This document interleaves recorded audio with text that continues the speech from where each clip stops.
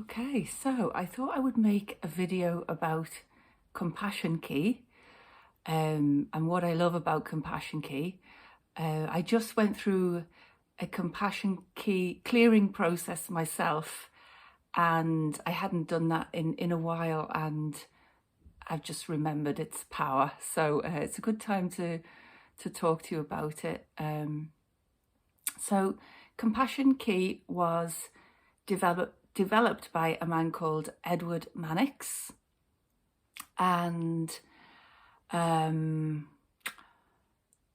came across him a couple of years ago when I had cancer for the first time, on some online interview thing, and I was struck by his approach and his, I think for me, a lot of things that I'm drawn to, they kind of hit me on the intuitive kind of felt sense first.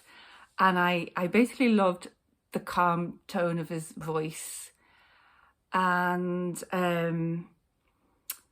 one of the things that really appeals to me about his technique is that I guess there's a lot of mindsets in the kind of spiritual new age scene, which to me can be very unhelpful, because there seems to be this focus on that healing is kind of like the same as fixing,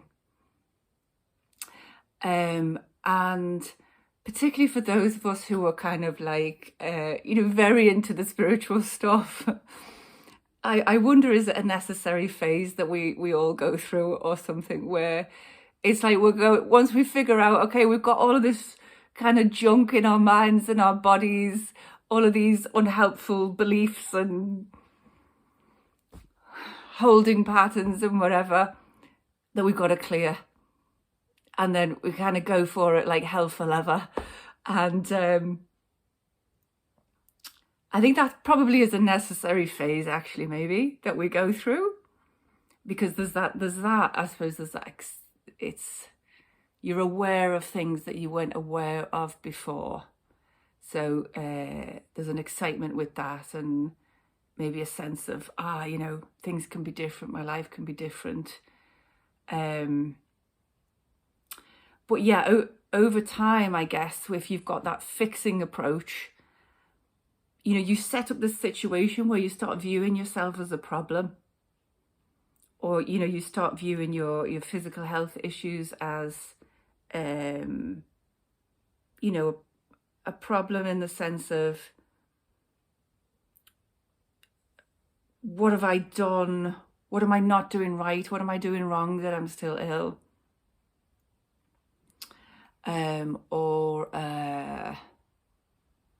I suppose the danger is that if you're like the part of us that takes over the driver's seat is kind of like maybe a part of us that's still based in, you might call it like an egoic perception. There might be subtle or not so subtle beliefs in there around, one day when I'm healed, or one day when I have this amount of money in my bank account, I'll be loved, or I'll be acceptable to myself, or I'll be safe, and it's this kind of like bargaining, negotiating situation, like, and in a way, we never get to where we're trying to go to when that kind of a negotiation is going on. We never actually arrive, because the part of us driving the wheel is actually invested in us never arriving. Okay, so there's a part of our kind of more egoic framework that is identified with struggle, with never quite getting what it wants or needs, or if it does get that, then it doesn't feel that satisfying. So what's the next thing? Okay, so all of that to say is, in contrast to that,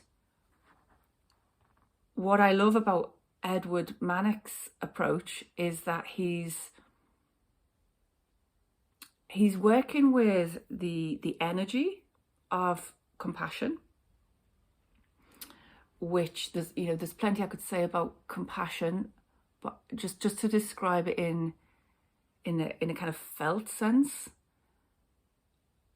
to me, compassion is like, let's just say, a drop of golden honey, like a drop of honey in the heart. Yeah, and it might have this delicious kind of feeling of like either like a warmth or a coolness, and there's a calmness to it.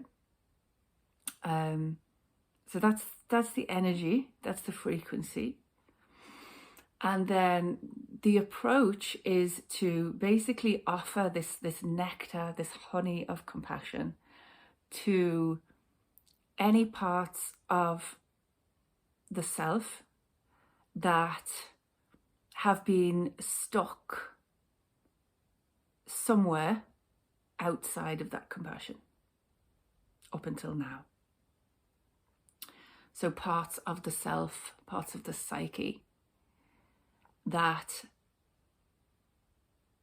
for whatever reason, have felt maybe unworthy of compassion, unworthy of acceptance, maybe unworthy of attention, maybe afraid to receive love because they experienced a lot that was called love that actually wasn't. Yeah, parts of the self that have kind of split off, shall we say, from the whole. So they experience themselves as separate from the whole. Yeah, and I'm reminded here of Brené Brown's definition of shame, which is something along the lines of shame is, an excruciating belief that we are fundamentally flawed and therefore unworthy of love, connection, and belonging. So this fist here is like it's representing some part of the self that doesn't realize is lovable.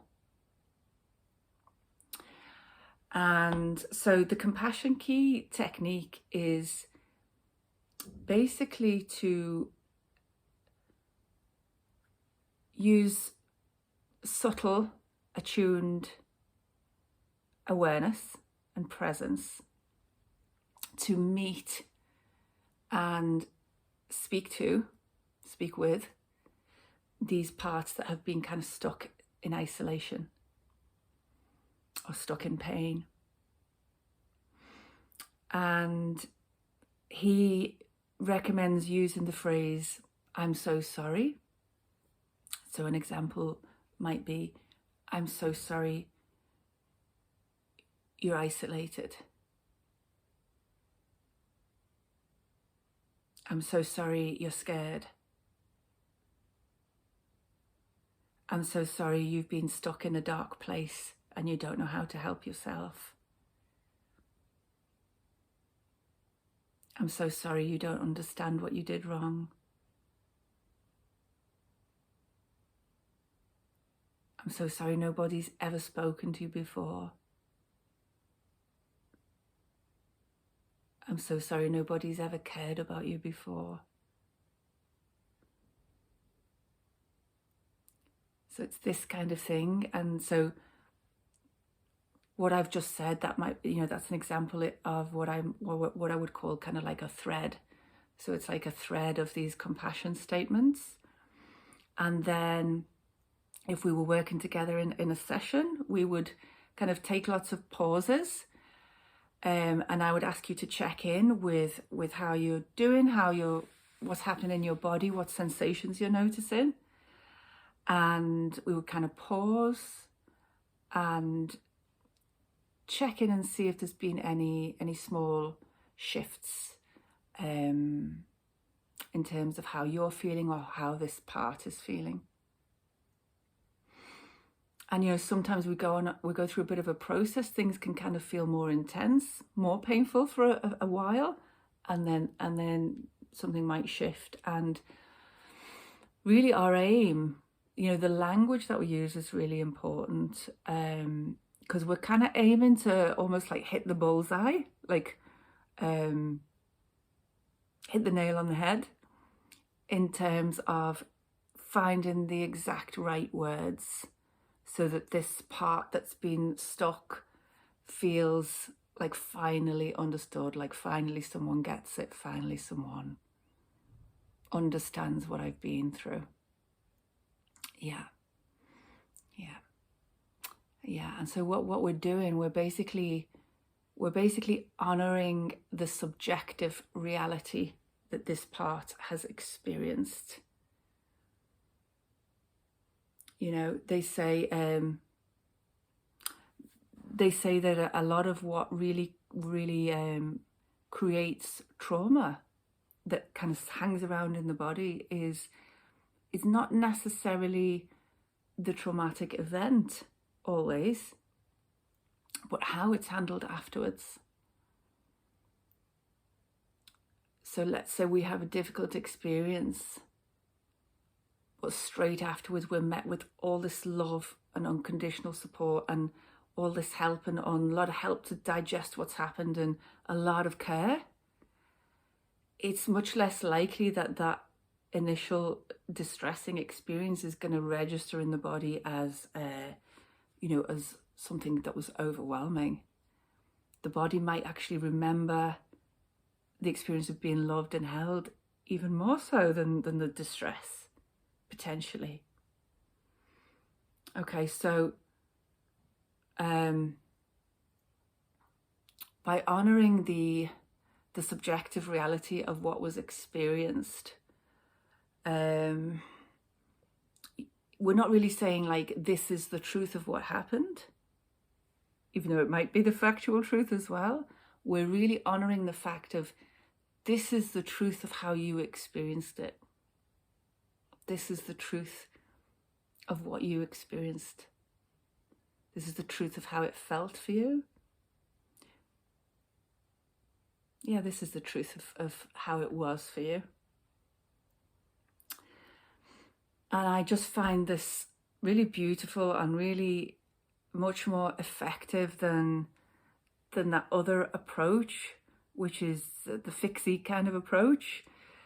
Because when we do that, we're kind of subtly maybe telling parts of ourselves that they're wrong, or, you know, they're wrong to be in pain, which obviously is not helpful, because when you are in pain, you don't need to add more layers of suffering on top of that. You really just do need support and compassion. Yeah. So that's the essence of it. And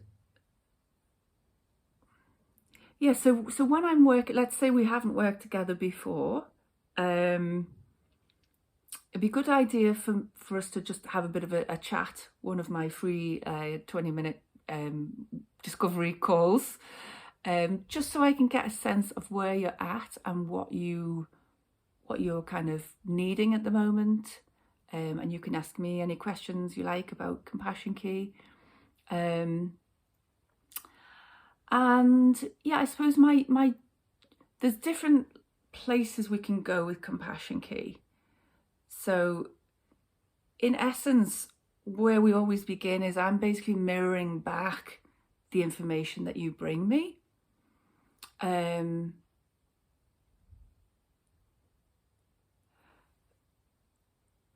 Yeah, and I would say that the best place usually to start is probably with aspects of the inner child when it comes to Compassion Key. So yeah, younger parts of ourselves, you know, sometimes parts of us that didn't receive the nurturing or the care that we needed when we were small to actually kind of develop and grow and get to the next developmental stage. if something went wrong there and in that process, there can be parts of us that are kind of stuck at 3 years old, stuck in a baby consciousness, or kind of frozen in different places, frozen in different memories and different experiences. And yeah, one of the most effective ways to work with compassion key with the inner child can be to work sometimes with a specific memory, because sometimes certain memories, they almost like can function as kind of like archetypal blueprints for a bigger part of the family dynamic, the childhood dynamic. So we might work with a particular memory, and then, let's say, a particular age. You're in a child at a particular age, okay? And this isn't the kind of work where it's like one session and the child is happy. That it may need a series of sessions. And again, I don't have a requirement that you book in for a certain amount of sessions, but if we have a good working relationship, I might suggest that if you're doing inner child work, especially, that it requires a bit of consistency and regularity, because particularly if you haven't worked with your inner child before, depending on what your childhood was like, it may take, you may have to rebuild that relationship, potentially even from scratch. You might have an inner child that doesn't trust adults at all. And that might be a really slow, gentle process to build up that trust. Okay, so that's the place to start with compassion keys, the inner child. But it does have the potential, the work that we do, the work that I can facilitate, does have the potential as well to go into, let's say, kind of deeper ancestral issues, or even issues from your own past lives. So sometimes we experience things that we experience as very difficult in this lifetime. Sometimes things that maybe you've been almost like trying to heal for a while, but they won't shift. Sometimes the reason it takes longer to shift is because it goes deeper than this lifetime, and it might be something that either you as an individual soul, or you as a soul that's part of an ancestral lineage, that's perhaps also part of a spiritual lineage, has carried maybe for lifetimes. Yeah, or it could be something that is, we could be working with themes that are deeper themes in the collective consciousness as well. So I will give you one example of this, because this is something that people who are drawn to compassion key, I think, often experience, is this idea of what Edward Mannix calls the light worker's persecution imprint. Some people have called it the witch wound as well. Okay, so this is a type of fear, really, that people who work as, therapists, healers, maybe even artists, entrepreneurs, but that, people who work in some kind of a consciously spiritual capacity, it's very common actually for these fears to come up with, fears that are held in the cellular memory, memories of being persecuted, burnt at the stake, head cut off, these kind of gruesome things that are a part of our history, are a part of human history, and actually still happen today to people when they stick their neck out, or they speak against a harmful regime, or you know, they behave in ways that are deemed unacceptable or heretical to whatever society they're in. So, and this can be a real block for people when they are trying to make this move from behind the scenes in their business or even in their artistic expression, trying to come more into the limelight, you know, using their voice for public speaking, or allowing their face to be seen. These fears can come up and they can be very real in the body. And yeah, anyway, so that's one of the things that's one of the directions we can also go in. And for that type of session, I'm using my intuition in probably in a slightly different way than I would be using it if we're working with the inner child. So,